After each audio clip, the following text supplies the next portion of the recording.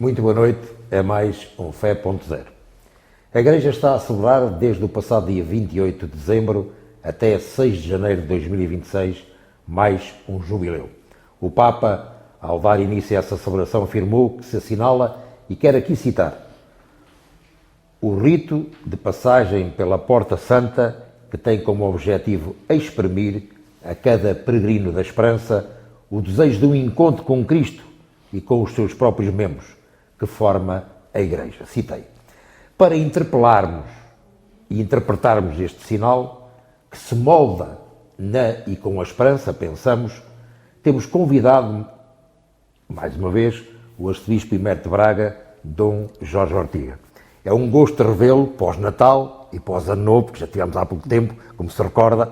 Muito boa noite a todos e desejo que as festas de Natal e Ano Novo tenham sido para todos, familicência não só, um momento de alegria e, já que falou, também de muita esperança positiva. Não é?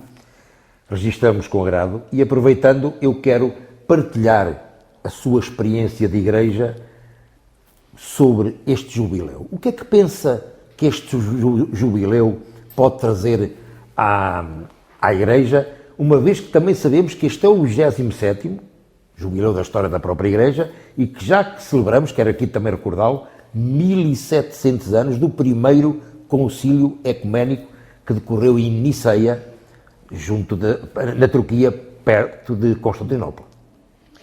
Ora, muito bem, este sínodo, como referiu, é mais um. Dizer que foram 27 ou que foram 29, esse é o primeiro ponto que nós podemos interrogar-nos, porque a história diz-nos que no tempo das invasões napoleónicas e da questão romana, podemos considerar sínodo ou não considerar, mas isso é secundário. O que é certo é que no ano 1300, o Papa Bonifácio VIII sentiu-se como que impelido a declarar a fazer uma declaração de perdão universal dos pecados, através de uma convocação do primeiro sínodo na história da Igreja. Não? Eu disse que o Papa Bonifácio VIII sentiu-se como empurrado, deixe-me agora falar mais, usar esta expressão, porque na passagem de ano, no Natal de 1299 e no início de 1300, foram multidões e multidões que acorreram a Roma inesperadamente, sem o convite de ninguém, e a solicitar ao Papa um perdão das suas faltas, dos seus pecados. Porque, olhando para a realidade da sociedade que os envolvia, eles reconheceram que provavelmente também teriam alguma culpa naquela situação. Aquela situação social, que era uma situação de crise, e uma situação também eclesial, quando foram solicitando. Portanto, foi o povo quase que obrigou o Papa Bonifácio VIII a dar início a esta experiência, uma experiência que o Papa situou olhando para aquilo que acontecia no povo de Israel. Isto é muito importante, não? O jubileu é uma realidade da Igreja Católica, mas não é da Igreja Católica só. O jubileu teve a sua origem no povo judaico. E como é que concretizamos esta experiência do povo judaico? Também nos faz falta saber, não é? Deus tinha estabelecido uma aliança com o povo de Israel, o povo judaico, no Monte Sinai, na pessoa de Moisés. E esta aliança consistiu na entrega do decálogo, da lei. E depois a concretização dessa lei venha como segundo plano. Não é? Então, primeiro esta aliança, esta ligação de intimidade de Deus com a humanidade no povo de Israel. Não é? E como consequência desta profunda comunhão com Deus, deveria haver um certo cumprimento de muitos preceitos e de muitas prescrições. Não é? Mas no Velho Testamento aí se estipula, tendo presente a realidade do homem na sua fragilidade, não é?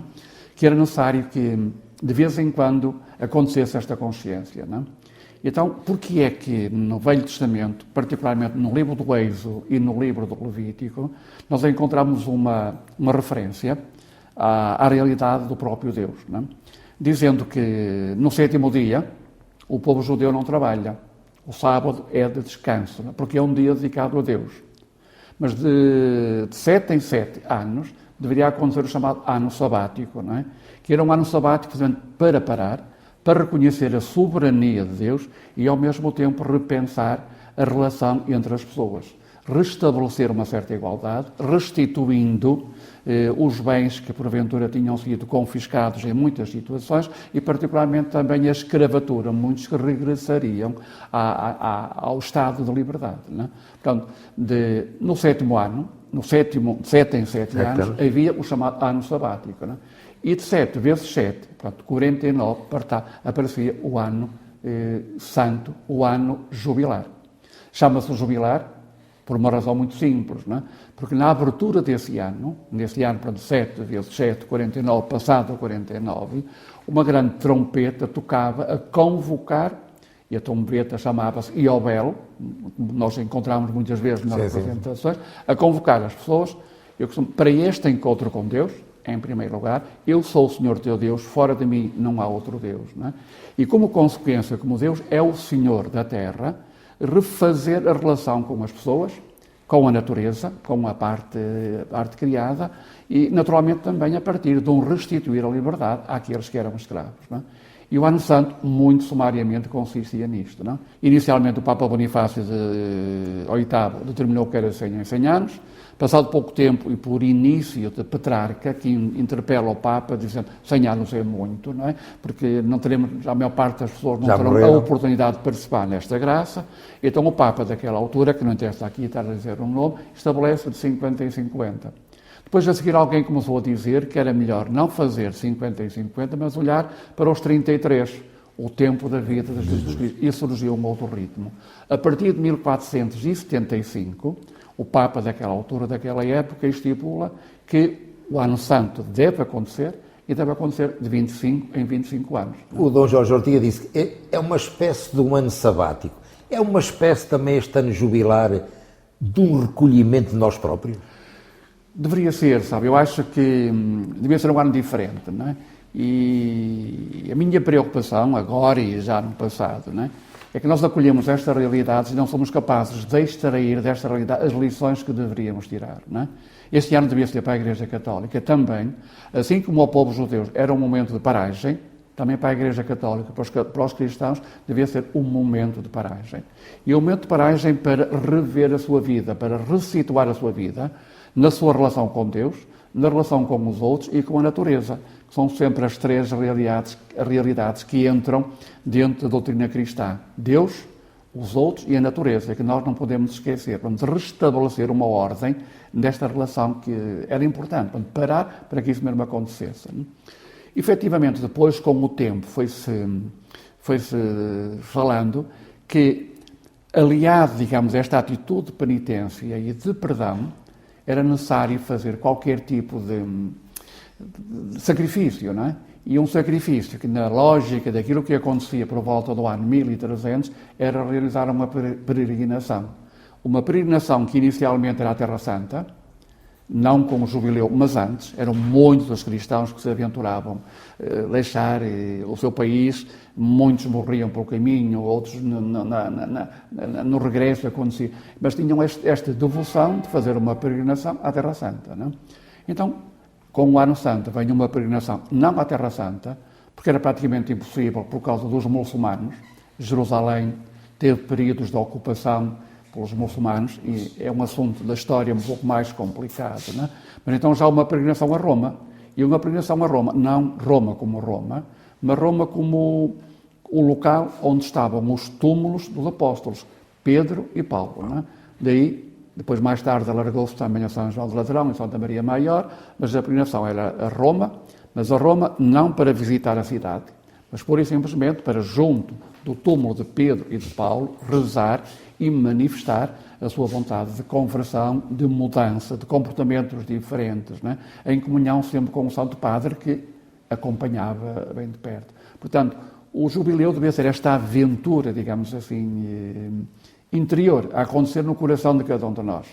E eu penso que corremos o risco de fazer com que o jubileu seja pura e simplesmente, e eu não sou contra isto, um peregrinar rumo às igrejas chamadas jubilares, à Sé Catedral, no caso concreto de Braga, às outras 6 basílicas e ao santuário, portanto, no caso concreto de Balazar, que também é um espaço para recolhimento.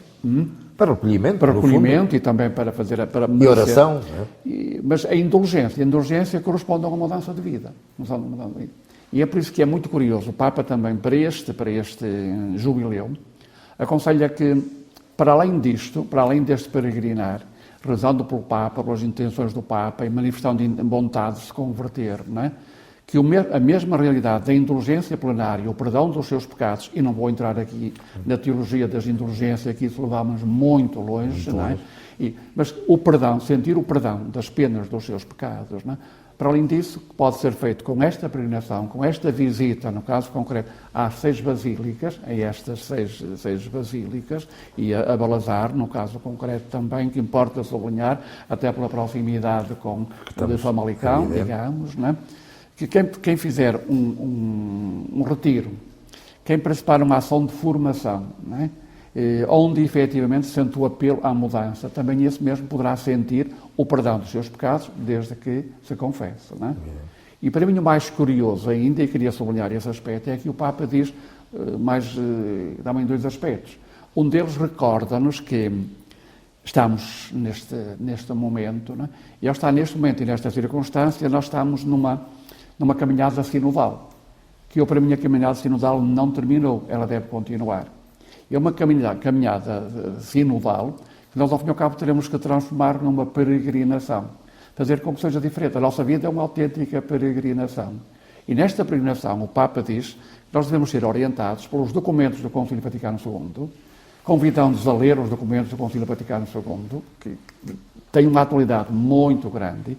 E o Papa diz mais ainda, assim como também quem em sua casa pegar no catecismo da doutrina católica e começar a estudar, isso é também um ato que lhe pode proporcionar, naturalmente, o arrependimento e depois a vontade de se confessar, lucrando esta indulgência para a sua própria vida. Não é?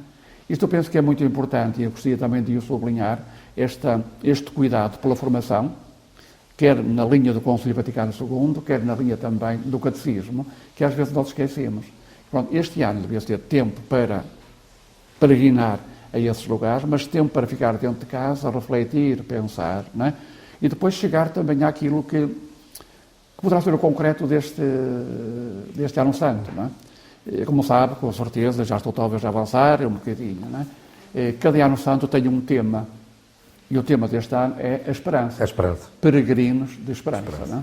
O Papa, ao escancarar essa porta da esperança ao mundo, disse também e convidou-nos a ter esperança nas nossas vidas, na vida de todos e até do próprio mundo. Isto é interessante sublinhar. É isso que importa, digamos, este ano, na tal reflexão, no tal interiorizar, no tal parar, no tal refletir, no tal peregrinar, indo a uma destas igrejas, não é? Ou mesmo até ir a Roma, digamos, ir a Roma também neste ano é uma oportunidade para poder lucrar também essa indulgência plenária, não é? Tudo isso, mas o que importaria neste tempo e nestas circunstâncias era tomarmos consciência que este mundo no qual nós vivemos, que ao fim e ao cabo é um mundo que, se pararmos um bocadinho, não é? Parece oferecer-nos tudo, mas ao mesmo tempo está a negar-nos muita coisa. E nós hoje vivemos com a existência nas mãos. Não sei se sou pessimista, se não sou pessimista, não é? O presente é maravilhoso, nós saboreamos, mas estamos sempre com medo daquilo que poderá acontecer no dia seguinte, não é? Por isto ou por aquilo. É uma guerra que está em cima da nossa cabeça, digamos assim. É uma catástrofe, esta realidade climática que nos aflige de um dia para o outro e que nós pensamos que acontece só não sei onde, digamos assim. Mas esta realidade que nos poderá meter medo, é neste mundo que parece oferecer-nos apenas medo e preocupação, nós temos que ter esperança. E temos que acreditar que não estamos sozinhos, que no caminho da vida nós caminhamos com Cristo, não é?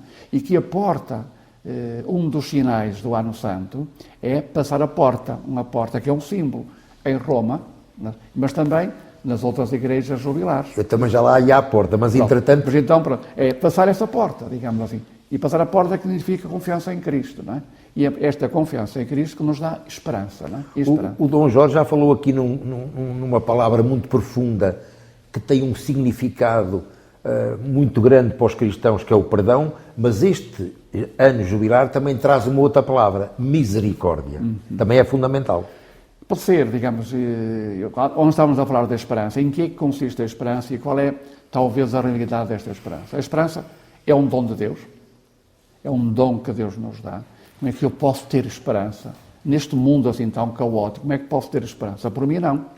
É o próprio Deus que vai dar esse dom da esperança, para que no meio de uma contrariedade e de um contratempo eu reconhecer que não estou sozinho, que tenho fé, e porque tenho fé, eu estou ancorado nesta esperança. Não é por acaso que o símbolo do Ano Santo, e é muito interessante, são 4 pessoas, 4 figuras, em várias, cada um com a sua cor, mas dentro de um barco, e um barco que está no mar, evidentemente, mas que se verifica que o mar está um pouco agitado. Então, isto é o símbolo da humanidade hoje, não é? Esta humanidade colorida nas suas diversas culturas, mas neste mar um tanto quanto agitado, não é? Então, deste mar agitado surge uma grande cruz, que nos diz que, efetivamente, com essa cruz, que significa o amor de Cristo, e tem uma âncora, o barco tem uma âncora, alicerçados e ancorados aí, poderão vir tempestades, contratempos, que nós podemos ter muita confiança, não é? E é por isso que este Ano Santo é um convite a que ancoremos a nossa vida em Deus. Se queremos sentir a esperança, nós temos que ancorar, isto quer dizer fundamentar, cimentar a nossa vida em Deus, não é? Voltamos na próxima quinta-feira para a segunda parte deste tema, o Ano Santo, Jubileu de Esperança, como o Papa o catalogou, digamos assim, para prosseguir com esta conversa com o Arcebispo Emérito de Braga, Dom Jorge Ortiga. Até lá, convoco-vos a refletir sobre este Ano Santo, principalmente tendo esperança na vida e em si próprio.